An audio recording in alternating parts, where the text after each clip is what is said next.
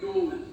তাই প্রথম চোখে নিপটা খাবেন না, দাঁড়িয়ে জলের ব্যবস্থা করি। না না, আপনারা যেমন খাচ্ছেন আমিও তেমন করেই খাবো। Bravo brother, bravo.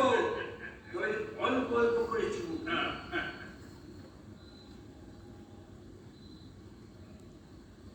খেয়েছো? এইবার বলবে?